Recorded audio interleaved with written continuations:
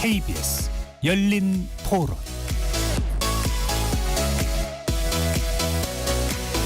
안녕하십니까. KBS 열린 토론 배종찬입니다.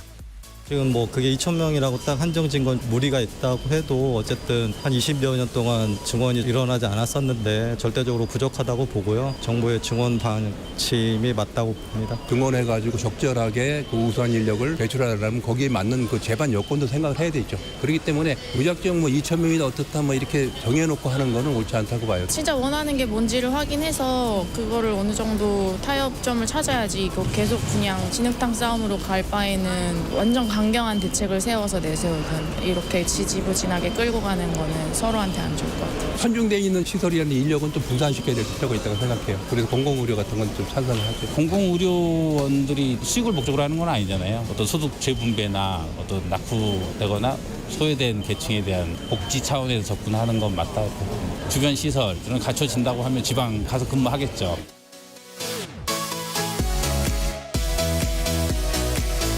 거리에서 만난 시민들의 목소리 어떻게 들으셨는지요?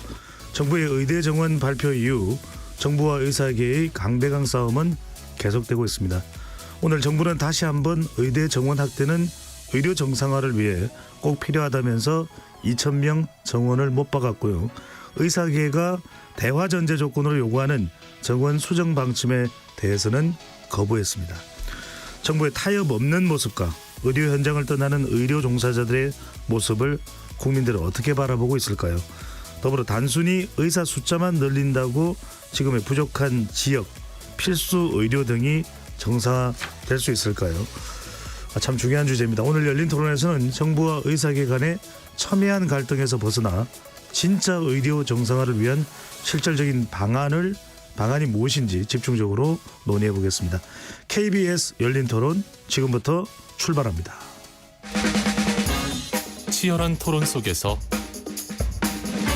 더 나은 세상을 찾아갑니다. 올바른 세상을 만드는 첫걸음. 평일 저녁 7시 20분 KBS 열린 토론. 오늘 토론 함께 해주실 분 소개해드립니다. 민주노총 전국보건의료산업 노동조합 박민숙 부위원장 나오셨습니다. 예, 반갑습니다. 인도주의 실천의사협의회 이서영 기획국장 함께합니다. 예, 안녕하세요. 전국지방의료원 연합 회장이시죠. 인천광역시 의료원 조승현 원장 자리하셨습니다. 네, 안녕하십니까. 공공운수노조 의료연대 본부 서울대병원 분해 현정희 정책위원장 나오셨습니다. 네, 반갑습니다. 네 분 어서 오시고요. 열린 토론 시민분들과 함께하고 있습니다. 문자로 참여하실 분은 샵 9730으로 의견 남겨주시고요. 단문 50원, 장문은 100원의 정보 이용료가 붙습니다. KBS 모바일 콩과 유튜브를 통해서도 무료로 참여하실 수 있습니다. KBS 1라디오의 모든 프로그램은 유튜브에서도 함께 하실 수 있으니까요. 들어오셔서 구독 꾹 눌러주시고 좋아요도 보내주시면 좋겠습니다. 자, 참 중요한 주제입니다. 자, 네 분이 어떤 일을 하시고 있는지 조금 여쭤보면서 본격적인 토론을 시작하도록 하겠습니다. 인천의료원의 조 원장님. 인천의료원님이 인천시 산하로 되어 있는 겁니까? 네, 맞습니다. 인천시가 네. 출연해서 만든 인천시 출연기관입니다. 네. 간단하게 공공병원은 어떤 역할을 하는 곳인지도 궁금합니다. 공공병원이라 하면 이제 지방자치단체나 정부 또는 비영리 민간단체라도 설립하는 운영하는 병원을 말합니다. 네. 보통 개인이 만드는 병원이나 민간 법인과는 조금 다른 성격을 갖고 있고요. 그렇기 때문에 하려는 임무 자체가 상당히 공공적인 일들을 할 수 있게 되겠죠. 대표적인 게 뭐가 있을까요? 네. 예를 들면 공공적이라는 건 의료 자체가 공공성이기 때문에 그 네. 공공성을 구현하기 위한 여러 가지 일들을 하죠. 뭐 정부 정책을 구현하기도 하고 코로나19 때 봐서 알겠지만 그 팬데믹 상황에서 사실은 민간 병원들이 처음에 이제 겁이 나니까 진료를 못한 부분들을 공공병원에 맡기도 하고 각종 취약계층 진료나 이런 것들도 나서서 하고요. 무엇보다 가장 중요한 거는 어떤 돈을 벌기 위한 진료가 아니라 실제로 적정 표준 진료를 하는 데 있어서의 그런 모범을 보이는 역할을 하는 게 공공병원이 가장 해야 될 중요한 일이라고 생각합니다. 예, 알겠습니다. 우리 또 청취자분들께서 또 유튜브 시청자분들께서 공공병원이 어떤 곳인지 조금 짧게라도 아시는 게 필요하니까요. 현정의 위원장님께서는 현정희 위원장님께서는 지금 서울대병원 소속이신데 뭐 하셨던 일을 좀 간단히 소개해 주시고 지금 서울대병원은 제대로 환자 진료가 이루어지고 있는 상태인지 현 시점은 어떻습니까? 네. 저는 서울대병원 간호사로 있고 지금은 공공운수노조 의료연대 본부에서 노동조합 일을 하고 있습니다. 이제 전공의들이 병원을 떠난 지 한 달이 넘어가고 있는데 현재 진료가 50%채 진행이 못 되고 있습니다. 뭐 병동은 본원, 보람의 병원 합쳐서 한 10개 정도가 폐쇄가 되고 있고 그리고 남은 병동들도 통합 운영을 하거나 환자들이 진료를 지금 제대로 받지 못하고 있는 현실입니다. 네, 절반 정도의 운영이다. 자, 인도주의 실천 의사협의회 이서영 기획주임도 의사신문이신데요. 어떤 일을 하는 곳입니까? 이 협의회는요. 저희 인도주의 실천 의사협의회는 1987년도에 민주화 운동에 참여하던 의사들이 모인 게 첫 번째 시작이었습니다. 근데 저희의 핵심 가치는 더 평등한 사회여야 모두가 건강할 수 있다. 이런 기치를 가지고 활동하면서 뭐 여러 가지 불평등과 차별이 있습니다. 빈곤과 어떤 착취 때문에 건강하지 못한 사람들도 있고 그리고 사회적 불평등이나 차별 때문에 건강하지 못한 사람들도 네. 있고 이런 사람들과 연대하고 이런 의료의 어떤 사각지대 이런 것들을 어떤 의료 제도와 체계 아래서 더 잘 보장할 수 있을까? 어떻게 해야 모두가 건강할 수 있을까? 이런 대안을 좀 내놓고 연대하는 활동들을 주로 실천 영역으로 삼고 있습니다. 네, 성격적으로는 공공의료 성격이 강하다고 봐도 됩니까? 예, 그렇습니다. 네, 알겠습니다. 자, 우리에게는 보건의료노조라는 줄임 명칭으로 익숙한데요. 박민숙 부위원장. 네. 보건의료노조에서도 이번에 성명을 내고 또 여러 가지 발표들을 하고 계신데 네, 그렇습니다. 일단 보건의료노조가 하고 있는 역할 어떤 역할이 있는지 또 현재 아까 제가 현정희 위원장께도 여쭤봤지만 지금 현재 병원에 상당히 간호사분들이 과중한 업무를 하고 있다는데 간호사분들의 업무 상황이 지금 어떻게 되는지 짧게 말씀해 주시면 돼요. 네네. 보건의료노조는 전국에 병원 노동자가 가입하고 있는 우리나라 최대의 산업별 노동조합이고요. 현재 전공의 집단 진료 거부의 직격탄을 맡고 있는 대한민국의 국립대, 사립대, 그리고 특수목적 공공병원 모든 병원들이 다 저희 보건의료노조 산하 소속입니다. 간호사, 의사분 다 포함이 되어 있습니까? 의사는 제외하고요. 제외하고, 간호사, 의료기사, 간호조무사, 약사, 행정직 등 병원에서 일하는 60여 개 직종들이 의사를 제외하고 모두 저희 보건의료노조 소속 조합원이고요. 의사 외에 네네. 망라가 되어 있다고 보면 되겠네요. 네, 그렇습니다. 지금 사회자께서 말씀하셨듯이 전공의 집단 진료 거부 이제 6주차 들어서면서 병원은 정말 직격탄을 맞고 있습니다. 그래서 전공의 수련병원인 국립대, 사립대, 대형 종합병원 노동자들 또한 진료 거부 사태로 굉장한 어려움을 좀 겪고 있고요. 전공의들이 진료 거부에 나서자마자 수술과 치료, 검사, 입원 급격하게 줄어들면서 비상 경영 체제에 병원은 돌입을 했습니다. 특히 간호사들의 고충은 굉장히 심각한데요. 간호사들에게 의사들이 떠난 자리에 대해서 의사 업무를 강요하고 있어서 과증한 업무량뿐만 아니라 불법 의료에 내몰리는 등 대단히 어려움을 겪고 있습니다. 특히 네네. 말씀해 주시죠. 네네. 특히 이제 그 PA 간호사라고 해서 의사 업무를 하고 있는 간호사들이 있습니다. 실제적으로는 의료법 안에 그런 직군들은 없음에도 불구하고 의사가 부족하니 전공의 대신에 그 업무를 불법과 합법 경계에서 하고 있었던 간호사들이 있습니다. 이 불법이다 합법이다 단정할 수는 없지만 불법입니다. 좀 불법입니다. 그 경계에서 일을 하는데 현행법상은 불법이어서 이 간호사들이 의료행위를 하는 것은 처벌받을 수 있고 전공의들이 이 간호사들을 고발하면 여러 가지 불법 의료로 처벌받을 수 있는 상황인데요. 현재 의사들이 떠난 자리를 이 PA 간호사들한테 의사 업무를 넘기고 있고 의사 업무 대신하지 않으면 병원 망한다. 이렇게 하면서 압박을 받고 있기 때문에 불법 의료 행위인 줄 알면서도 간호사들은 반강제적으로 울며 겨자 먹기로 의사 업무를 하고 있습니다. 잠깐만요. 이 박민숙 부위원장님 말씀에 좀 조 원장님의 추가 설명이 좀 필요할 것 같은데 정부에서는 제가 오늘 이 방송 진행하기 전에 정부 발표 자료를 꼼꼼히 검토를 했는데 PA 간호사분들이 합법적 범위 내에서 진료 행위를 할 수 있도록 하고 있고 그렇게 할 것이다라고 이야기를 했는데 무슨 차이가 있는 거죠 지금? 일단은 현행 이제 법을 고치지 않은 상태에서 보건복지부가 지금 이 한시적인 일종의 그 업무 범위를 넓혀주는 조치를 취한 거거든요. 네. 그러니까 지금 하는 행위 자체가 아마 나중에 법적으로 문제가 되지는 않을 것 같긴 한데 문제는 의료법이나 이런 것들을 개정함으로 해서 합법적으로 일할 수 있는 거는 만들어 놓지 않고 임시방편으로 지금 하고 있기 때문에 또한 이거는 PA 문제는 뭐 여러 가지 보는 관점에 따라 다르지만은 이미 대부분 선진국에서 하고 있는 제도이기 때문에 예. 오히려 이걸 합법화시키자고 많은 주장이 있었음에도 불구하고 정부나 의사단체가 계속 반대해왔던 부분이거든요.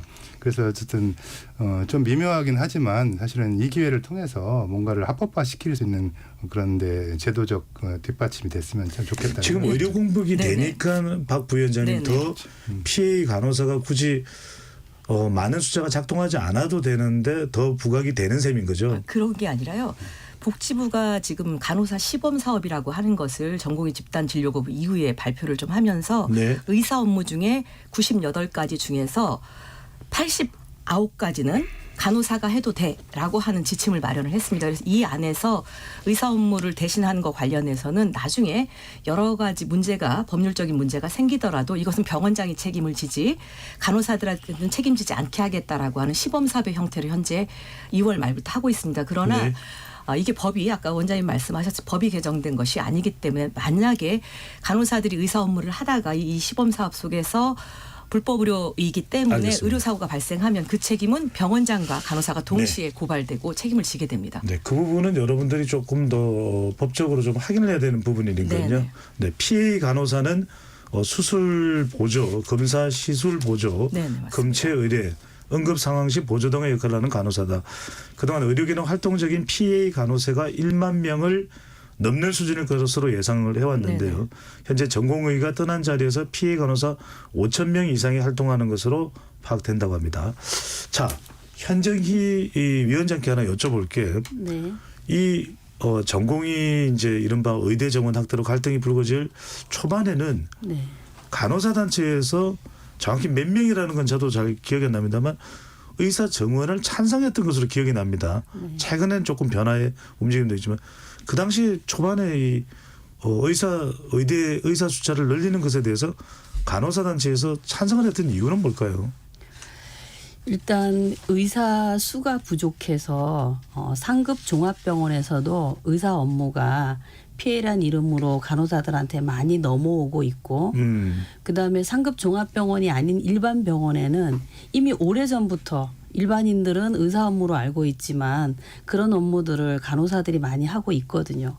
그래서 굳이 OECD 의사 평균을 가지고 비교하지 않더라도 이미 현실에서 상급 종합병원부터 일반 종합병원까지 의사가 매우 부족하다라는 것들을 간호단체나 간호사들도 같이 느끼고 있습니다. 그리고 이 PA 업무는 이번에 전공의 집단 진료 거부로 많이 드러나긴 했지만 네. 10수년 전부터 의사 업무가 이미 그렇게 간호사들한테 넘어오고 있는 문제로서 불법이 생기면 그때 사회적으로 막 쟁점이 됐다가 또 복지부는 불법을 엄단하겠다 이런 입장을 냈다가 이번에는 또 시범사업 형태로 다 하도록 해주겠다 이렇게 얘기했다가 정부 정책도 일관성 없이 오락가락한 측면이 있습니다. 뭔가 터지니까 그렇죠. 그제서야 논란이 됐던 부분들에 대해서 조치가 된다는 것은 좀 받아들이긴 쉽지 않다. 네. 하지만 이제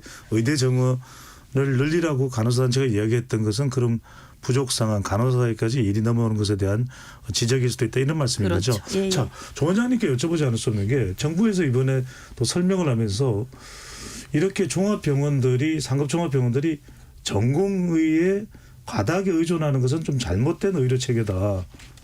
그런데 그렇다면 이 잘못된 의료 의존도 지나친 의존이라고 이야기를 하면서도 지금 사직서를 대규모로 내니까 거의 대혼란이 발생을 하고 있거든요. 네. 그러니까 왜 그런 부분들을 그러면 사전에 조치를 못 해왔던 건지 오히려 전문의나 이렇게 더 확보를 했어야 되는 건 아닌가 싶은데 또 한편으로는 지금 의대 교수들까지 사표를 낸다고 하니까 이것만으로 해결될 건 아닌 것 같은데 일단 전공의 의존도가 높은 구조는 왜 그렇게 방치가 돼 왔던지도 궁금한 거예요.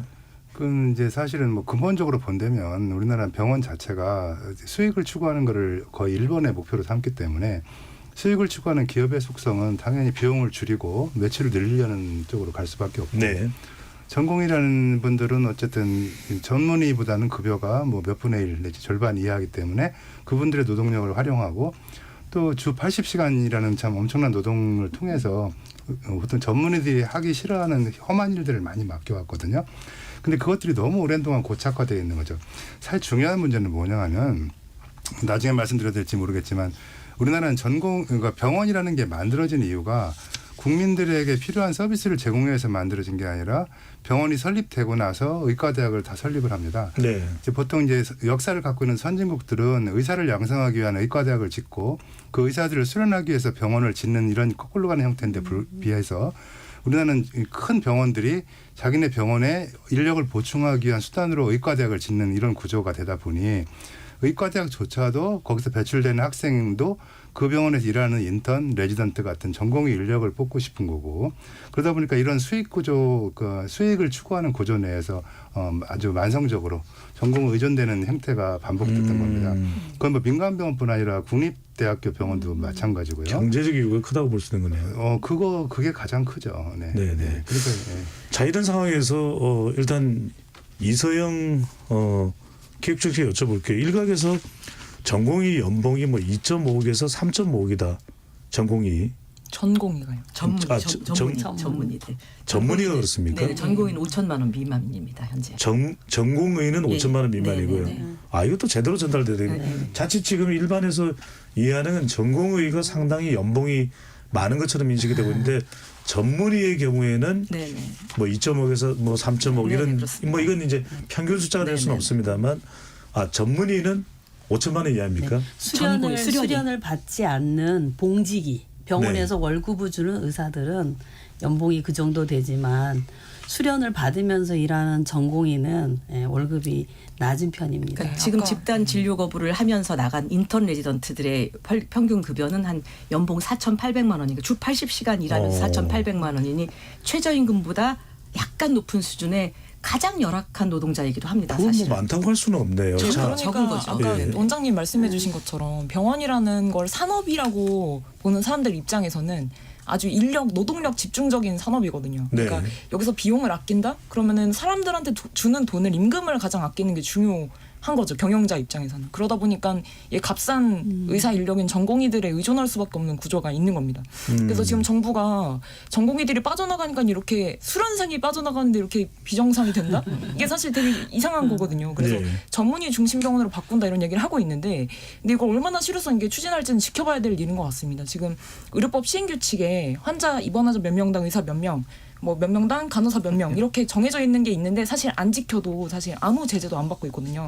근데 정부가 전문의 중심 병원으로 한다고 하면서 의료법 시행 규칙을 고쳐서 전공의의 경우에는 전문의를 한 명이라 쳤을 때 전공의는 0.5명으로 계산하겠다 이렇게 얘기하고 있거든요. 근데 그거를 안 지켜도 지금 아무 문제가 없는 구조인데 그 유명무실한 시행 규칙을 고친다는 게 과연 전문의 중심 병원으로 갈 수 있는 걸까? 이런 의문점이 있습니다. 여기서 제일 중요한 말씀을 드리려고 합니다. 지금 일단 정부에서는 2,000명을 못 받고 윤석열 대통령도 또 정부도 2,000명에서는 절대 양보할 수 없다 이런 얘기를 하고 일단 이 2,000명의 숫자에 대해서 이 국장님께서 평가를 해주신다면요. 2,000명이라는 것 때문에 갑론을박이 격가지로 세는 경향이 저는 좀 있는 것 같습니다. 지금 의사가 부족한 것은 사실이죠. 그리고 사실 의료체계가 잘 갖춰진 나라들은 한국보다 의사 수가 많은 것은 사실입니다. 근데 의료체계가 잘 갖춰지고 나서 의사가 많은 이유는 그 사람들의 필요를 실제로 충족하는 의사 인력이 많기 때문이거든요. 근데 지금 정부가 증원하겠다고 하면서 지금 실제로 공백인 영역에 의사를 배치할 수 있는 계획을 안 내놓고 있습니다. 그래서 2,000명을 증원할 때 좀 공공적으로 의료 공백인 지역 그리고 의사가 없는 과목에 체계적으로 배치하는 계획이 필요한데 지금 정부 안에는 그런 계획이 없고 근데 의사들은 망가진 기계처럼 계속 증원은 한 명도 안 된다 이러고 있기 때문에 사실 둘 다 대안을 내놓고 있지 못한 거죠. 그래서 2,000명이라는 숫자에 대해서 논하기 전에 어떻게 증원할까 이거를 공론장에 펼쳐놓고 얘기를 했어야 되는데 정부가 2,000명 증원 발표를 할 때 우리가 수십 번 수백 번 의사 단체들이랑 얘기했다. 그런 논의 과정을 거쳐서 우리가 증원을 발표한 거다 이렇게 얘기를 하는데 네. 그럼 여기 시민이랑 환자들은 어디 갔습니까? 이 공론 과정에서 사실 그런 어디에 필요가 있는지 어디가 지금 공백인지에 대한 사회적 논의를 안 하고 2,000명을 발표한 거거든요. 그 부분이 문제라고 이 생각합니다. 대목에서 이국장께 여쭤보는 것이 그래서 제가 여쭙고 싶은 게 2020년에 당시에 의대 정원을 정부에서는 늘리려고 했는데 의사단체에서는 이제 반대를 했고 그때 의대생들이 집단 파업을 할 당시에 이 국장님은 동참을 안 하셨어요. 그렇습니다. 지금 네네. 이제는 말할 수 있다. 예. 4년 전에는 동참을 하셨고 안 하셨고에 대해서 제가 궁금한 것보다는 네. 자 그러면은 정부와 의사단체가 지금 충돌하고 있는 거잖아요. 그러면 전공의들도 정부 의견에는 반대를 해도 우리는 한자 곁을 지키면서 반대하겠다. 이게 안 되는 이유는 뭡니까? 일단 증원이라는 것 자체에 대한 엄청난 거부감이 있는 것 같습니다. 그래서 2020년에도 사실 400명 증원하겠다는 거였거든요. 지금 생각해보면 되게 적은 것처럼 느껴지는 숫자죠. 근데 그중에 49명은 공공의대로 늘리고 나머지는 지역의사제로 늘린다. 이렇게 그때 문재인 정부 때 발표를 했었는데 그때 일단 증원이 있어서는 안 된다는 그런 주장을 하면서 집단 파업과 동맹 휴학과 국시 거부를 그때 했던 건데 그때 제가 그 선후배들 그리고 동기들 의견 중에 가장 동의할 수 없었던 거는 의료는 공공재가 아니다. 왜 공공의대로 늘리냐. 그러면 한국 의료가 망한다고 자꾸 주장을 하는 거예요. 네. 근데 지금도 어떤 의료 공공성이나 의료 정책의 사회적인 의미나 공공적으로 어떻게 해결해야 되는지 이런 거에 대한 관점 없이 계속 그 증원이라는 것 자체에 대해서 반대하는 어떤 집착을 보이고 있는 약간 의사 단체의 성격이 있는데요. 그러니까 질문하신 것은 왜 그렇죠. 증원 반대를 위해서 답은 가장 강경하게 대응해야 되느냐. 네. 이게 의사들의 가장 이 학생부터 전공의부터 개원의까지 예. 이해관계가 달라 보이지만 사실 전공의들은 잠재적으로 개원의가 되고 싶어하는 경향성을 가지고 있고 네. 의사 숫자를 줄이는 게 자신의 어떤 미래 시장 가치를 높이는 거다라고 생각하면서 네. 사실 의사가 늘어나야 전공의 알겠습니다. 노동 조건이나 이런 거 개선될 텐데. 조 원장님께 여쭙고 우리 박문숙 부위원장께 넘어가겠습니다. 원장님, 그런데 저는 이 2,000명이라는 숫자 결정된 게 왜 1,000명은 아닐까? 왜 500명은 아닐까? 왜 1,500명은 아닐까? 2,000명일까 해서 정부의 설명을 했습니다. 각 의대에 물어봤더니 또 서울대 의대를 비롯해서 전문가에게 물어봤더니 또 2035년이 되면 15,000명이 의사 숫자가 부족하다고 합니다. 그래서 일본은 이미 의사 숫자를 늘리기 시작했고 늘릴 수밖에 없습니다. 2,000명도 적습니다. 그런데 이 부분에 대해서 의대에서는 지금 의대 정원 숫자를 늘린 걸 보면은 많은 신청이 들어왔고 2,000명을 너끈히 배정을 했단 말이거든요. 이게 왜 또 다른 의과대학 또는 의사단체, 의협 이렇게 상충하는 이유는 뭡니까? 뭐 여러 가지를 설명할 수가 있는데요. 일단은 숫자 자체는 정부가 결정할 문제입니다. 많은 이제 연구 보고서에도 보면은 뭐 마이너스, 그러니까 오히려 많다는 보고서 의협에서 주장하는 주로 그런 거죠. 네. 심지어 뭐 4,500명을 뽑아도 부족하다라고 하는 것까지 다양한 의견들이 있는데 그런 데이터를 갖고 정부가 2,000명을 할지 1,992명을 할지는 정부가 결정하는 문제고요. 사실은 거기에 대한 정책적 책임도 정부가 져야 되는 거죠. 그렇기 때문에 사실은 그 숫자가 왜 2,000명이냐 물어보면 사실 답은 없습니다. 얼마로 하면 그걸 왜 했습니까? 그러면 그것 답이 없죠. 그렇기 때문에 문제는 뭐냐 하면 2,000명을 굳이 앞에 내세우고 반대를 하거나 찬성하는 이유의 그 기본 원인을 찾아봐야 되는 거죠. 네. 400명을 했을 때도 그렇게 반대했던 분들이 이제 숫자만 조금 줄여준다고 하면 대화할 의지가 있다라고 얘기하는 거에 과연 진실성이 있는 얘기인가 그런 걸 보면 결국은 의사들의 기본적인 이해관계는 개업한 사람들이나 대학 교수나 뭐 전공의나 뭐 공공병원에 있는 사람까지 다 다르기 때문에 그분들의 공통적인 게 뭐겠냐면 결국은 내가 앞으로 내 가치가 떨어질 가능성이 있다라는 것에 대한 반대라고 생각을 합니다. 그래서 지금 2,000명을 마치 의사 조직 내에서요. 그렇죠. 네. 의사들이 어떻게 보면 하나의 의사들이 같은 직종끼리 있는 계층으로서 단결이 된 부분인데요. 네. 그래서 저는 2,000명이라는 게 뭐가 중요하냐 그렇게 생각을 하는 편이긴 하지만 그렇다고 정부가 얼마라고 숫자를 제시한 거를 굳이 안 된다고 하는 것도 이해를 못 하겠고요. 네. 전공의도 바빠 힘들다고 그러지 교수님들도 아주 경무에 시달리고 있지. 대한민국 의료체계는 정말 의사가 없어서 간호사들도 힘들지. 근데 알겠습니다. 늘린다는데 도대체 왜 반대를 하냐. 저는 이해를 못하겠다는 자, 거죠. 박민수 부위원장께 여쭙고 이 문제가 중요하기 때문에 현정희 위원장께도 여쭤보겠습니다. 박민수 부위원장 보시기에는 그럼 이제 여러 가지 이야기를 들으시면 뭐 1,000명이면 맞는 겁니까? 뭐 500명이면 맞는 겁니까? 근데 지금 새로 대한의사협회 회장을 뽑힌 임현택 당선 상당히 정부하고는 좀 강한 대치 기류가 있는 분이세요. 한 명이라도 다치면 총 파업을 불사하겠다고 이야기를 하고 있거든요. 제가 좀 상당히 민감한데 여쭤봅니다. 이게 정말 500명 늘리느냐 정말 한 명도 늘리지 않아야 되는 문제인 건지 아니면 어떤 일각에서는 2,000명도 적다고 하는 쪽에 대해 의견까지도 감안해야 되는 건지 아니면 이게 자칫 이른바 의료계가 아니라 뭔가 정치 쟁점화되는 이슈가 되는 상황인 건지 현장에서는 어떻게 보십니까? 저희는 이제 보건의료노조의 공식적인 입장은 의대 증원을 해야 한다라는 입장이고요. 사실은 저희 병원 노동자들이기 때문에 병원에서 실제로 의사들이 부족해서 전공의 업무를 실제로 PA 간호사라고 하는 간호사들이 다 떠안고 있고 그런 간호사들이 구체적인 통계로 정확히 나오지는 않았지만 10,000명에서 20,000명 정도 되고 있는 거거든요. 그러면 적어도 의사가 부족한 게 10,000명은 부족한 겁니다. 저희들이 주장을 하고 싶고 그렇기 때문에 저희들 입장은 의대 정원은 당연히 늘어야 된다라고 하는 입장을 가지고 있고요. 근데 중요한 건 얼마나 늘어야 되느냐 이거보다는 보건의료노조는 어떻게 느느냐가 더 중요하다고 생각합니다.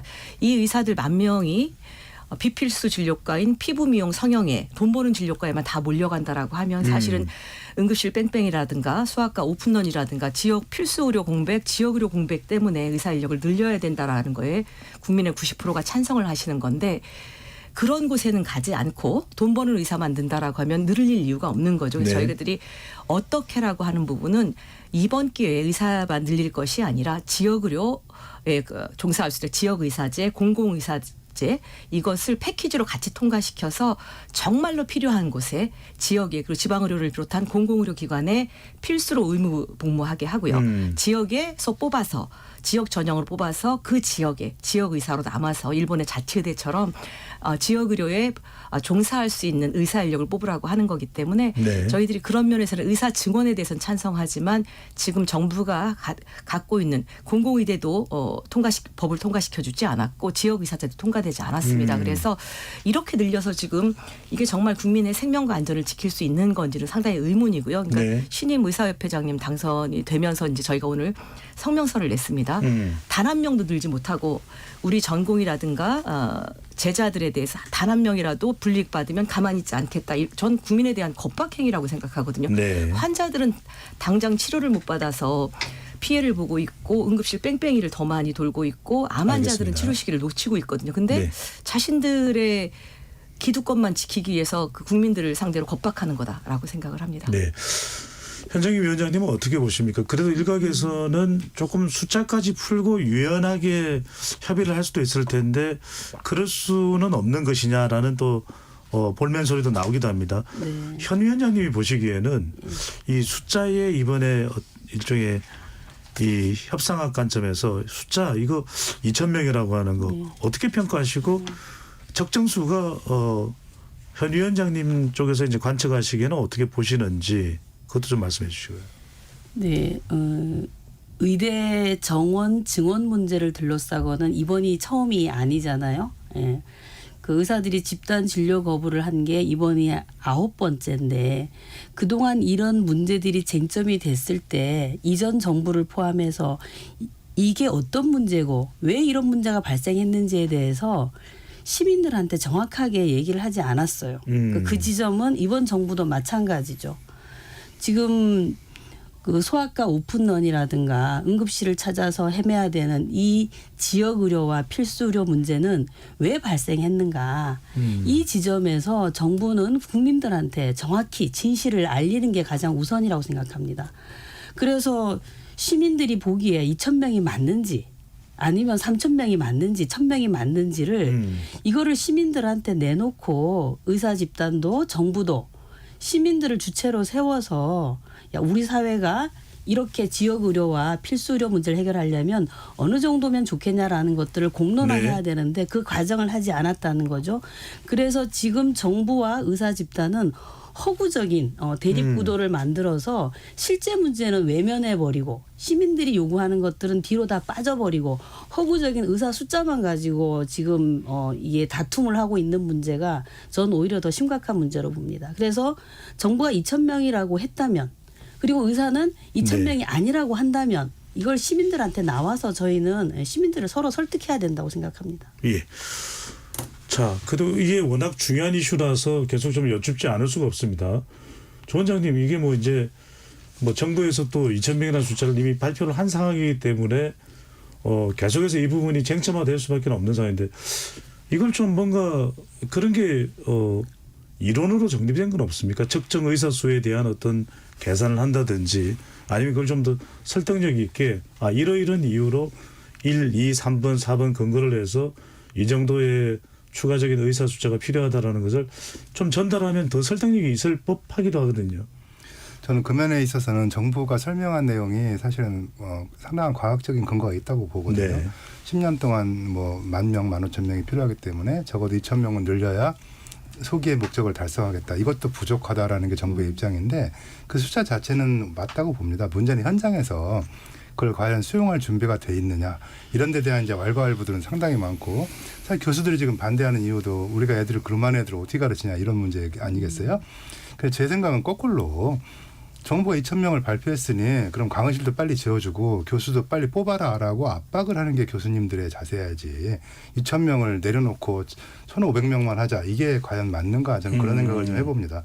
그래서 정부도 뭐 고집을 피우는 것처럼 보이긴 하지만 사실은 의사들도 숫자에 그렇게 연연해서 하는 게 아니라 실제로 그럼 이 숫자 갖고 어떤 대책을 만들지를 내놔보라고 하는 게 좀 더 전문가적이고 국민을 생각하는 자세가 아닌가 그렇게 생각을 해봅니다.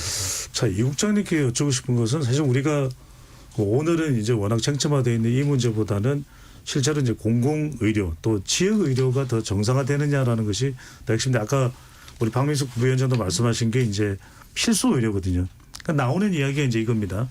숫자보다도 더 중요한 게 필수의료, 지역의료 이 부분이 더 이제 완결되는 체제로 갈 수 있는 거냐. 지금 정부가 발표한 내용도 그렇고 실제로 지역에서의 또 필수 의료 현장에서의 실태 일반인들이 뭐 병원에 가보신 분들 지역에서는 또 소아과나 응급의학과 가보신 분들은 체감했을지 모르는데 진정 어떤 상황입니까? 어떤 정도의 실태인지가 궁금합니다. 그러니까 의료 취약지라고 불리는 지역들. 네. 그런 것들이 왜 취약지가 됐을까를 생각을 해봐야 됩니다. 지금 한국의 병원 자원 공급이 그냥 민간 주체한테 다 맡겨져 있거든요. 그 기관 수 기준으로 보면 우리나라가 병상은 엄청 많은데 그중에 95%가 다 민간 병원입니다. 자기가 짓고 싶은 곳에 병원 짓는 거죠. 정부가 책임지고 지은 병원은 5%밖에 기관 수 기준으로 안 됩니다. 그러면은 의료 취약지라는 곳은 이 민간 시장이 손을 뻗치지 않는 곳이라는 거거든요. 돈이 안 된다고 판단했기 때문에 거기 병원을 안 짓는 거죠. 그럼 바로 이런 곳들에 정부가 책임지고 병원을 지어야 되는 건데 정부는 이런 민간 병원 사업자들이랑 똑같은 태도로 경제성이 안 된다는 곳에는 병원을 안 짓고 있습니다. 공공병원을. 그러니까 그런 것들이 바로 공백이 되는 거거든요. 그래서 예전에 성남시 의료원 지을 때도 거기 있던 민간 종합병원들이 갑자기 다 문을 닫으면서 그 지역의 주민들이 이제 갈 병원이 하나도 없어진 거예요.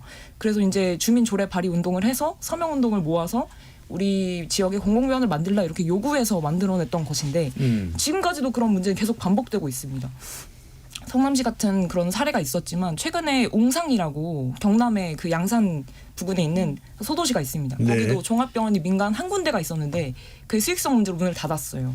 그래서 지금 옹상 지역 주민들이 여기 공공병원 지어야 된다고 서명운동을 막 하고 있습니다. 그러니까 이런 취약지들이 옹상에서는 조직적으로 이렇게 서명운동을 하고 계시지만 드러나지 않은 것들도 굉장히 많을 거거든요. 그러니까 정부가 지금 증원이랑 의료개혁이라고 추진하는 명분 중에 하나가 가장 크게 얘기하는 명분이 지역으로 필수로 해결하겠다는 건데 그러면은 일단 병원이라는 인프라를 만들어 놨냐는 질문은 저는 역으로 하고 싶습니다. 네. 일단 병원을 만들어 놔야 뭐 낙수 효과로 의사가 가든 일단 인프라가 있어야 거기 의사가 진료를 할 수 있을 거 아닙니까? 근데 지금 공공병원을 안 짓고 있어요.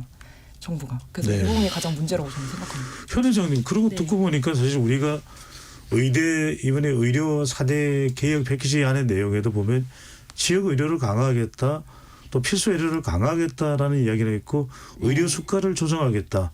또 의사들이 지나치게 부담을 안게 되는 의료 사고에 대해서도 법 개정을 통해서 좀 조치가 될 수 있게 보완하겠다. 그런데 바로 이 공공의료 부분 그러니까 취약 지역의 지방에는 공공의료원을 확대하고 여기에 필수 의료를 진료를 또 할 수 있도록 만드는 것도 상당히 정부로서의 역할과 기능일 텐데 그 부분이 잘 안 당기는 이유는 뭘까요? 이번에 정부가 얘기한 내용은 사실은 일정 부분 맞는 부분도 있다고 생각을 합니다. 근데 정부가 실제로 그 취약 지역에 제대로 의료기관을 만들고 그리고 필수 의료를 하려면 아주 세밀한 정책과 재정이 필요한 거죠. 그래서 이런 재정이 같이 담보가 되지 않으면 이거는 뭐 공연불이 되는 거죠.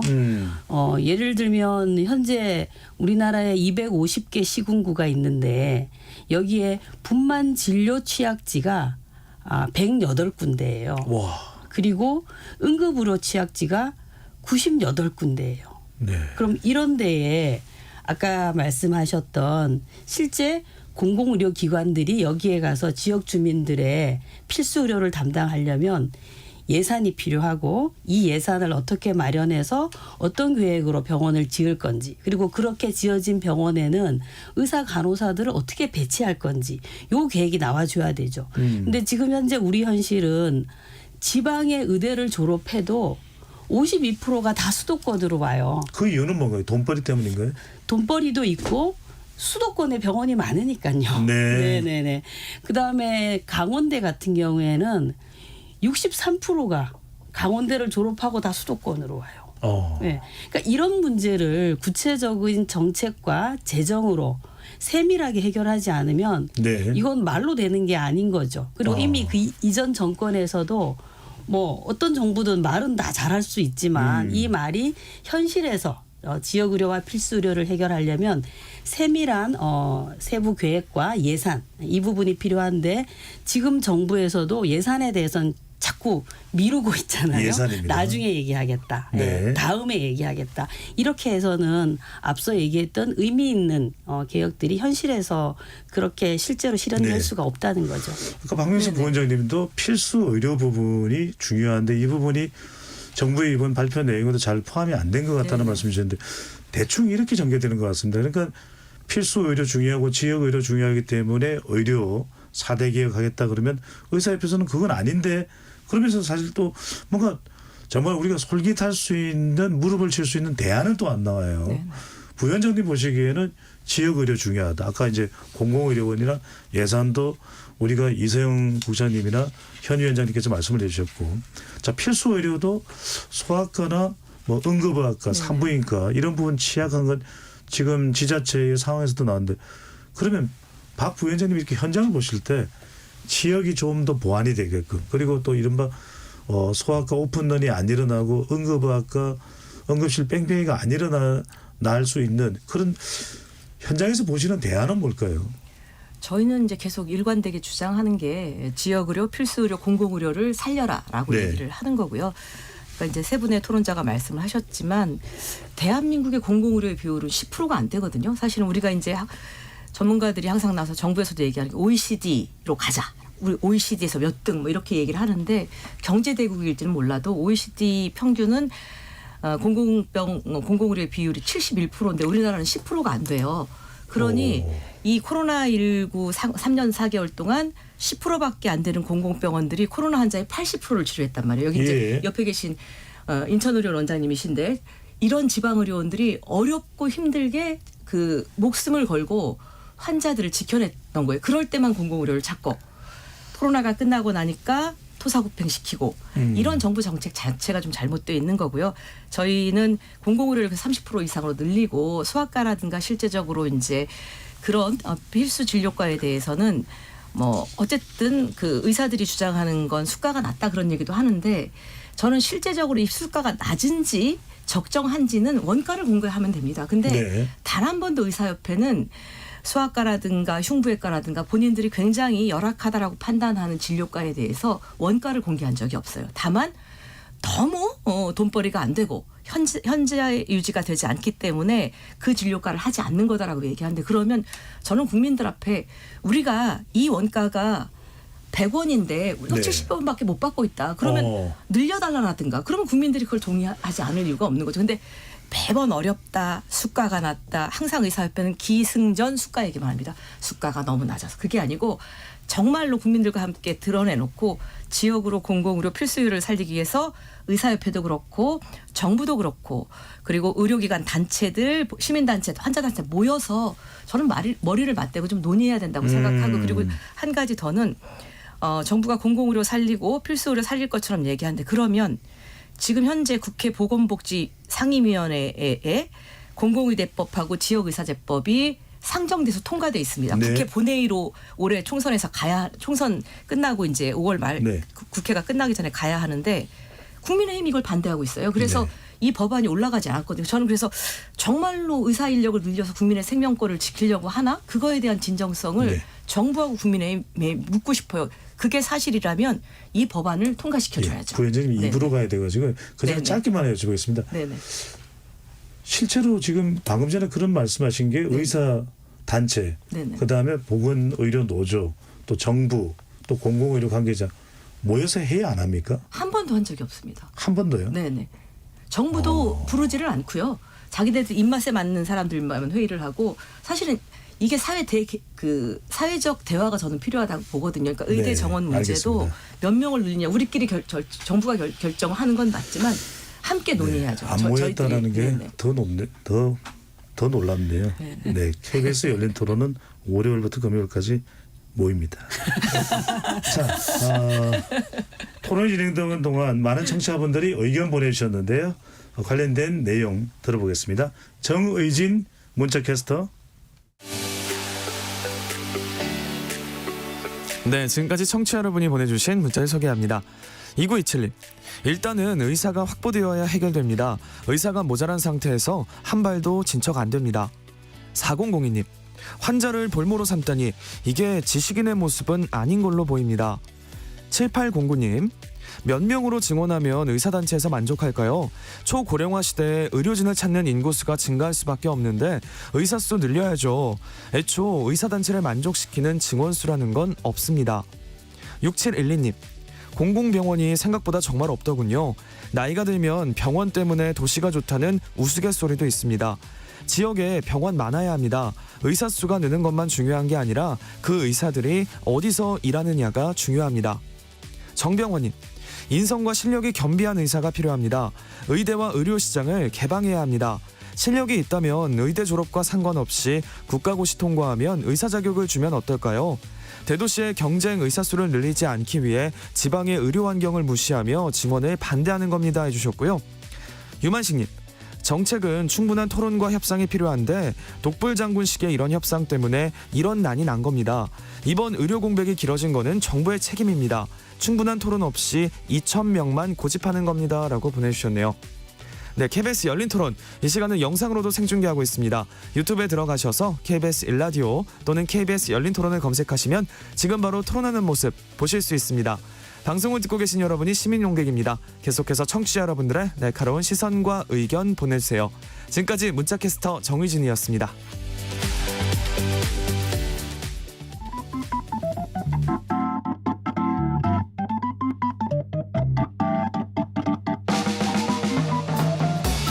세상을 바꾸는 질문, 열린 토론이 시작합니다.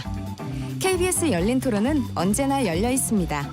단문 50원, 장문 100원의 유료 문자 샵 9730 그리고 KBS 어플리케이션 콩으로 여러분의 의견을 남겨주세요.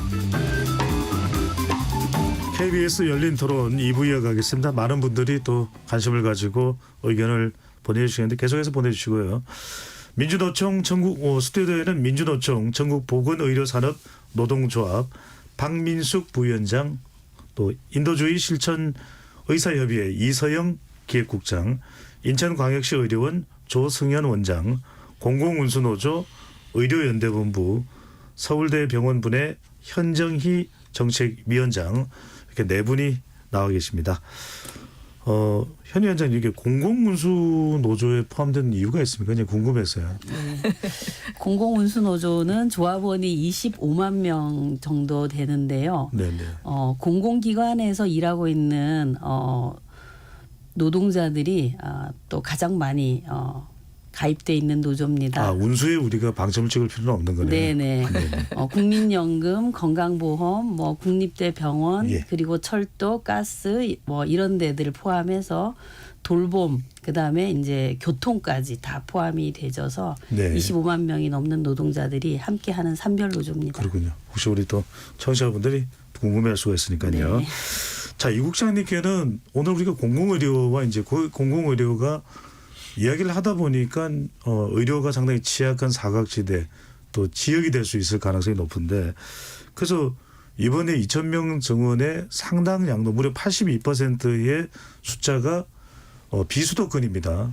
수도권은 경기도와 인천만 배정이 되어 있는데 1,639명이 배정되는데 제일 궁금한 건 이 부분입니다. 자, 이렇게 비수도권 의대, 부산대, 또 전남대, 또 인제대, 또 울산대 의대 이렇게 배정이 되면 지역에서 의사 숫자가 많아지고 더 소아과의 개업이 더 많아지고 이렇게 기대를 할 수 있는 겁니까? 일단 저희가 주장하는 거는 공공의대를 만들어서 네. 실제로 어디에 어느 지역에 어느 공공의료기관에 근무할 수 있는 의사를 늘리라는 건데 아무튼 정부는 민간 일단 뭐 이런 원래 있던 기존에 40여 개 의과대학에 증원을 하고 그러고 나면 이렇게 알아서 지역에 정착할 것이다라고 주장을 하고 있는 거잖아요. 그래서 지역에 주로 배정을 했다 이렇게 주장을 하고 있는데 잘 보셔야 됩니다. 왜냐하면 이 80%가 지방에 증원을 한 것 같지만 이 중에 무늬만 지방의대인 데가 되게 많거든요. 그게 무슨 말씀입니까? 그러니까 이게 의과대학 교육과 그 전문의 수련 과정이 어떻게 되냐면 보통 예과와 본과라는 학생 시절을 지나고 나서 이론 수업과 실습 수업을 합니다. 학생 2년의 시절에. 예과와 4년의 본과죠. 예, 네. 그렇죠. 이 중에 일부 실습 과정이 포함이 되어 있습니다. 그리고 이제 졸업하고 나면 보통은 자교 수련병원에 가서 그 병원에 이제 입사를 해서 전공의가 네. 돼서 수련생이자 노동자로서 일을 하게 되는 것이죠. 예. 근데 그 지역에 그 의사가 남을지 말지를 결정하는 가장 핵심적인 기관이 실습과 수련입니다. 특히 수련이 중요한데 네. 제가 무늬만 지역이라고 말씀드린 이유는 행정구역상 그 학교가 신고된 지역은 지역에 있지만 실제로 수련병원은 수도권에 집중되어 있는 학교들이 굉장히 많습니다. 그래서 이번에 예를 들어보신다면요? 예, 사립의대 1,200명이 그 지역의대 1,200명이 증원이 아니죠? 그 학교는 120명이겠죠. 그러니까 다시 말씀드릴게요. 네. 그러니까 2,000명 증원 중에 800명이 국립대 의대에 증원이 됐고 사립의대가 1,200명이 증원이 됐어요. 예. 근데 이 중에 771명 정도가 이른바 협력병원이 서울과 수도권에 있는 무늬만 지역 의대들입니다. 그래서 울산대 의대 같은 경우에 지도 앱에 검색을 해보세요. 그러면은 울산이 아니라 안산병원이요. 그래서 잠실에 있는 그 건물이 나옵니다. 그러니까 아예 건물이 울산에 없는 거예요. 네. 이거 마치 북땡동 순두부 본점이 LA에 있는 거랑 비슷한 겁니다. 소정 순두부집인 줄 알았는데 본점은 LA에 있는 거. 너무 출출한 시간이니까요. 식사줄 이야기하시면. 그래서 울산대가 지금 편법 운영을 하고 있는 거예요. 그래서 이런 의과대 학생들이 사실 미인과 학습장에서 학습을 하고 있습니다. 예. 그리고 당연히 수련도 서울이랑 수도권에서 하게 되고 그러면은 과연 지역에 남을까 이런 게 실효성이 굉장히 의심이 알겠습니다. 되는 부분이죠. 현 위원장님 아까도 말씀하셨듯이 지역이 취약하다. 그래서 비수도권에 늘리는 건 상당히 공감할 수 있습니다. 네. 그런데 이들을 어떻게 묶어둘 수 있다는 말일까요? 네, 그 방법이 없습니다. 예. 그러니까 실제로 지역 의대를 만들고 지방에 있는 국립대 의대를 입학 정원을 늘린다고 하더라도 앞서 말씀드린 것처럼 50%가 넘게 다시 수도권으로 오는데 이 부분을 어떻게 지역에서 계속 진료를 하게 할 거냐. 저도 이 지점이 제일 중요하다고 생각을 하는데 그럼 지역에서 우리가 지역 의대를 공공적으로 만들어야 된다라고 주장하는 게 첫 번째 이유입니다.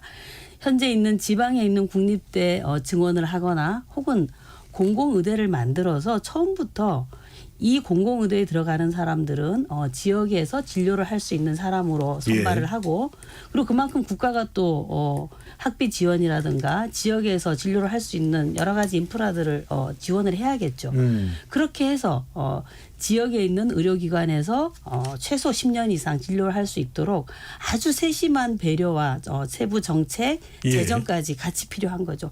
이전에 어떤 정부도 사실은 그렇게 잘 못했고 저는 이번 정부에서 어차피 2,000명의 그 의대 입학 정원을 늘릴 거면 이 사람들이 정말 지역 의료와 필수 의료를 하게 하려면 그런 정책까지 같이 맞춤식으로 돼야지 가능하다.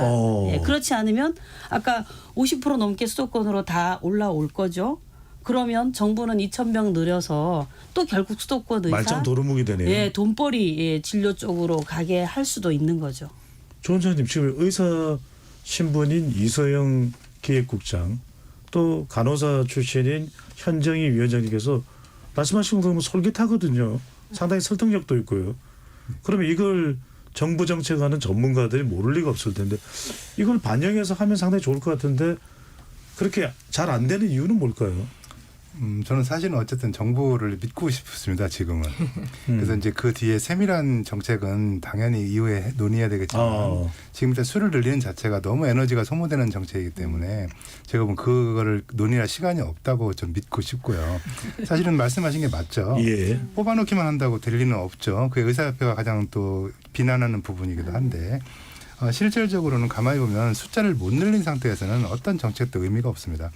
그렇기 때문에 같이 가면 제일 좋지만 우선순위를 정한다면 저는 수를 늘리는 걸 일단 해놓고 그다음에 국립대병원에 상당히 많은 수를 배정했기 때문에 최소한 국립대병원은 국가가 정책적으로 나중이라도 조절할 수 있는 여지가 있거든요.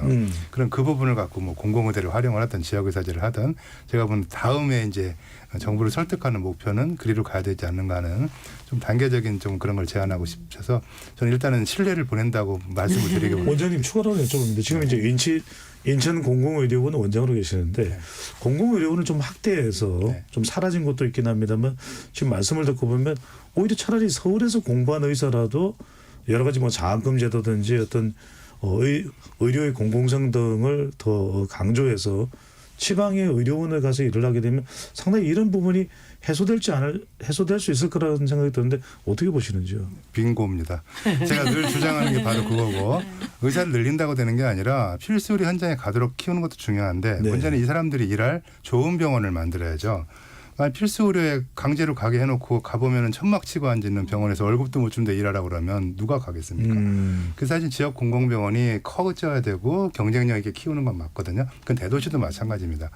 미국에는 대통령이 테러를 당하면 공공병원에 입원하는데 우리나라는 사실은 그런 일이 많지 않거든요. 왜냐하면 공공병원이 워낙 취약하기 때문입니다. 네. 지금 그 말씀이 아주 옳은 말이고 그거는 인력 배치와 더불어 알겠습니다. 공공병원을 강화시키는 게 꼭 가치가 된다고 생각합니다. 네, 이걸 뭐 모를 리는 없을 겁니다. 오늘 정부가 지역 의대생들이 지역 의료기관에서 수련받고 지역에서 일할 수 있도록 지원 체계를 마련하겠다 이런 발언을 했는데 사실 실질적이고 디테일한 게 중요한 것 같아요. 악마든 천사든 디테일이 있으니까 박민숙 부위원장께서 보기에는 뭘 좀 이게 보완이 돼야 실제로 일해야 되는 의사들이 마음이 안 떠나고 필수 의료 관련된 또 지역 의료 현장에서 일할 수 있는 그런 의지가 또 동기부여가 될까요?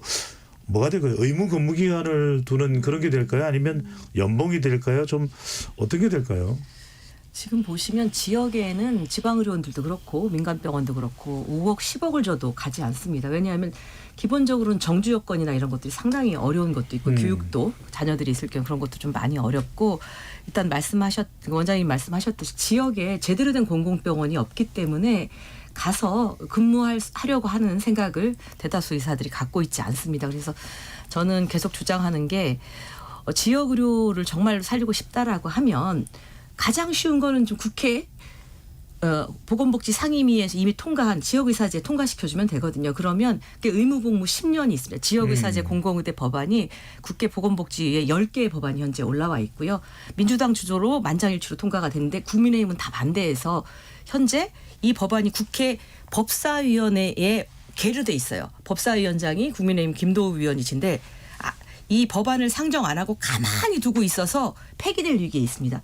지역의료 공공의료 살리겠다라고 하는 마음이 진심이면 이 법원 여야가 야당도 지금 이 지역의대 공공의대 야당이 상정을 한 거고 네. 여당도 동의하는 거라고 하면 국회 본회의 열어서 통과시키고 지역에서 10년 이상 제대로 공공의료기관과 지역의료기관에 근무할 수 있도록 의사를 키우면 됩니다. 그래서 부위원장이 반대하는 네네. 뭐 이유가 어디 밝혀진 게 있나요?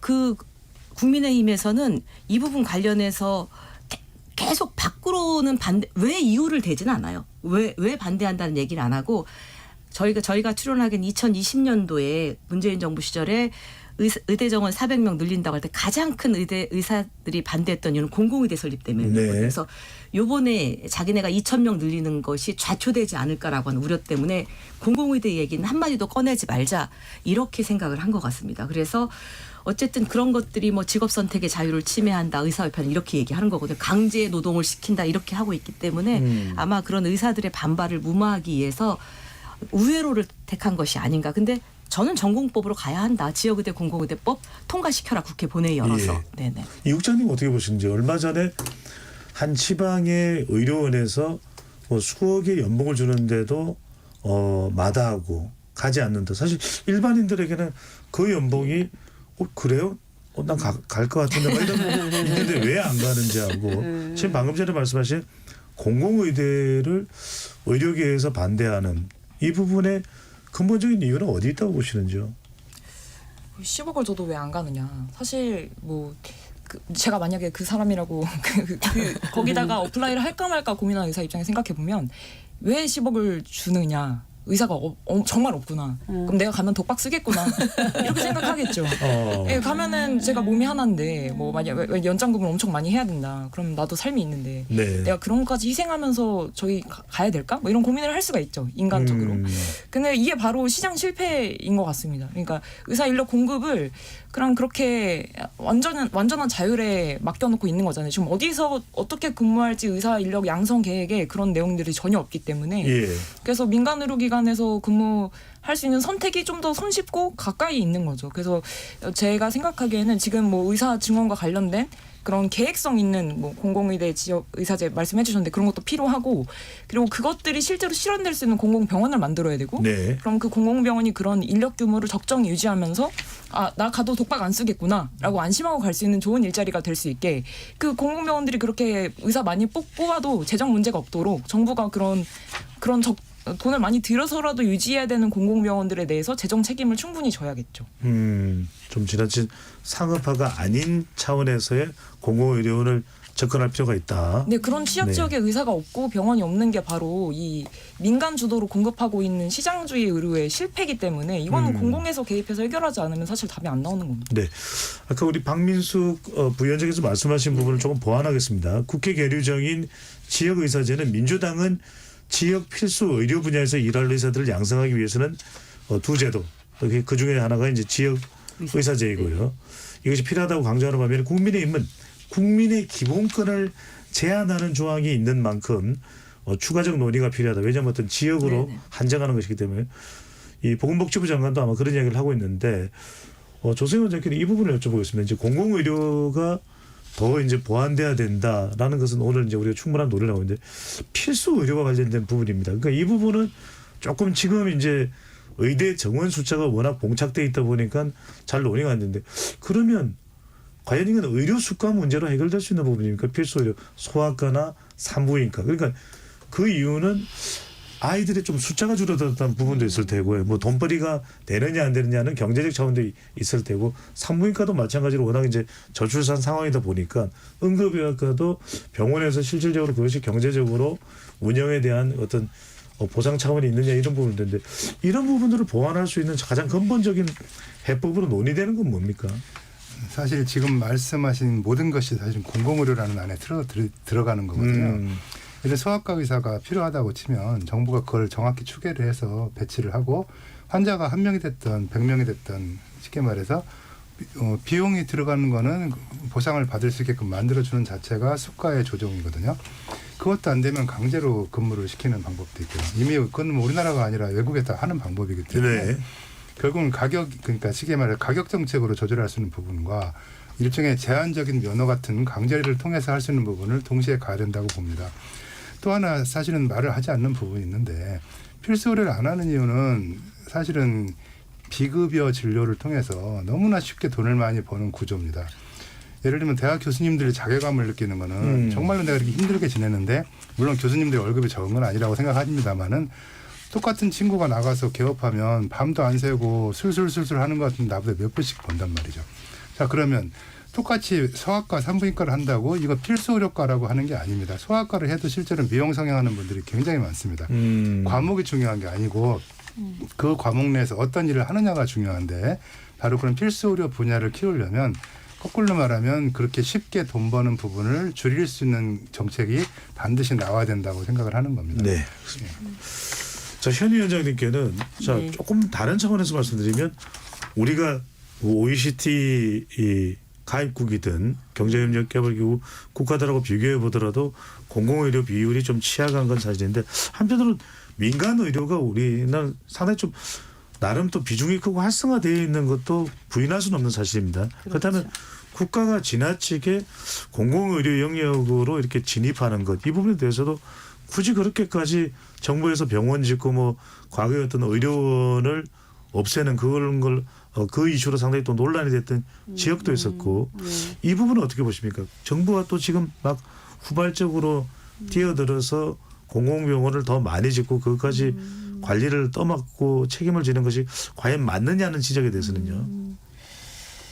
이제 의료는 시장에 맡겨두면 돈벌이 흐름으로 간다라는 거를 우리가 지금 체험하고 있잖아요. 예.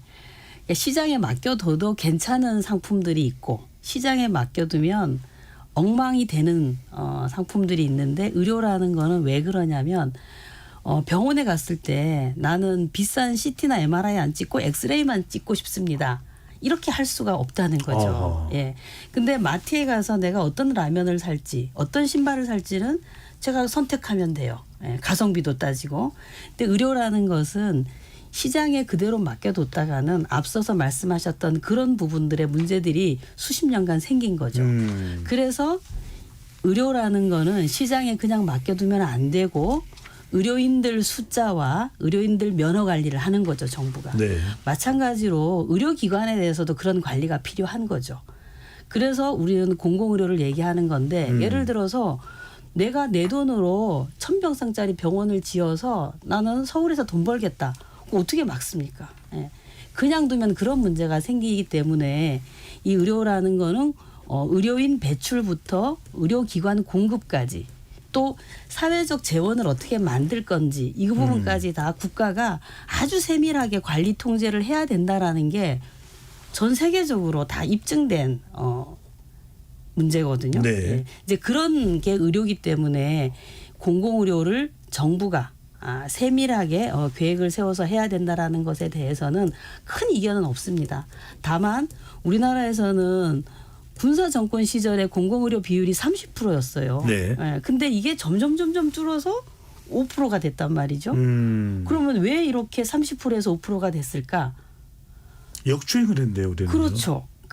의료를 통해서 돈을 벌 수 있다라는 것들이 계속 확인됐기 때문에 그 재벌들까지 다 병원 짓기에 다 진입을 한 거죠. 네. 삼성병원, 뭐 아산병원 다 지금도 진입을 한 거죠. 자녀의 진학을 위해서 지방으로 가겠다는 사람도 많아지고 있다는 얘기도 나옵니다. 네네네네. 그래서 이 의료라는 거는 시장에 맡겨두면 그런 시장 실패가 수십 년간 확인됐고 전 세계적으로 확인이 된 이 문제를 네. 우리도 시장 실패 바닥까지 볼 필요가 없다. 그리고 이미 공공의료기관이 5%밖에 안 남았는데 이대로 두면 공공기관들이 다 고사하거든요. 예. 경기도에 있는 한 의료원은 마취과 의사를 못 구해서 3개월간 그 흔한 맹장 수술 하나를 못 했어요. 네.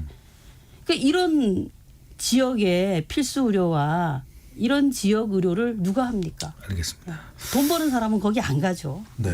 참 공공의료 또 공공지역의료입니다. 더 구체적으로 말씀드리면 그래서 정부도 이번 의료 개혁을 강조할 때 지역 의료 완결 체계 이걸 이야기하기 때문에 비수도권의 의대 정원 숫자도 더 많은 배정을 한 그런 결과인데 오늘 이제 토론을 마무리해야 될 시간입니다. 우리가 또 더 깊숙이 논의하자면 한도 끝도 없어지는 거니까요. 마지막으로 각 1분씩 오늘 좀 충분히 시간을 드리겠습니다. 정부 또 의사 또는 의료 관련 단체에서 이 공공지역 의료를 살리기 위해서 죽어가고 있다. 피소이라까지 여기 이 안에서 내용을 포함해서 이걸 살리기 위해서는 가장 어디에 본질적인 역점을 둬야 되는지 이 부분을 한 분씩 말씀을 드리면서 마무리할 건데 먼저 우리 이서영 국장님부터요.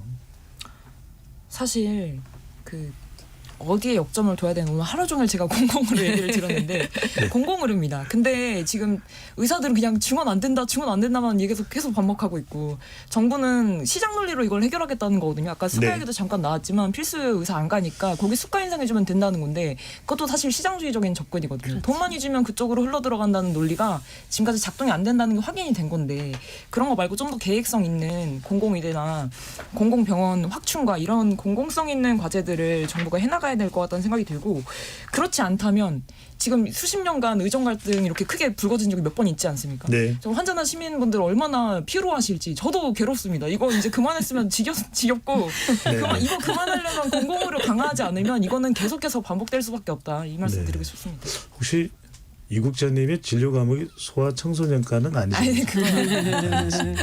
네, 우리 박민숙 부위원장께서는 저는 공공의료 얘기를 많이 해서요. 의사들하고 의대 교수들에게 한마디 좀 드리고 싶습니다. 네. 의대 교수들께서 3월 25일부터 제자들을 보호하겠다라고 집단 사직서를 제출을 했습니다.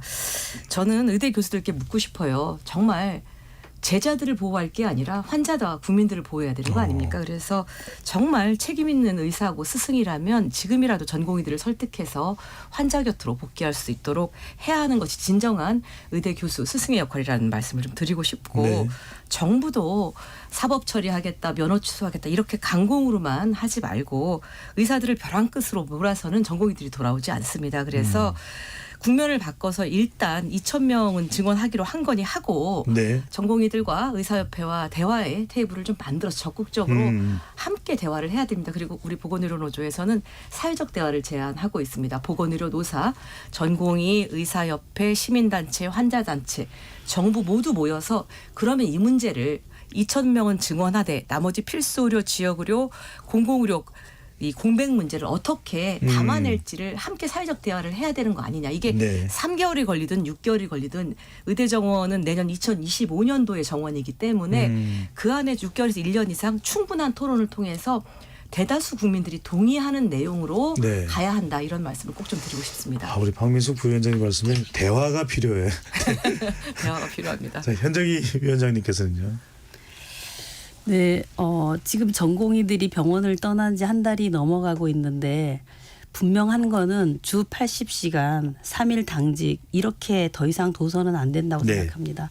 수련 환경을 반드시 바꿔주고 그리고 그 의사들이 돈이 아니라 정말 의사로서의 자부심을 갖고 진료를 볼 수 있도록 네. 환경을 만들어줘야 된다라는 거를 말씀드리고 네. 두 번째는 짧게만 말씀드리겠습니다. 5%밖에 안 되는 공공기관을 고사시켜서는 안 됩니다. 예.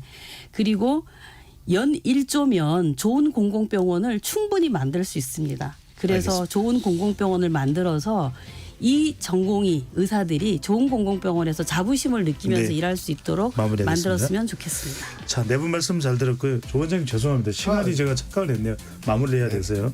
오늘 KBS 열린 토론 이것으로 마무리하겠습니다. 국회의원 하면 뭐가 떠오르세요? 그렇게 큰 관심은 없는 것 같고요. 자신들의 이익이 우선인 것 같은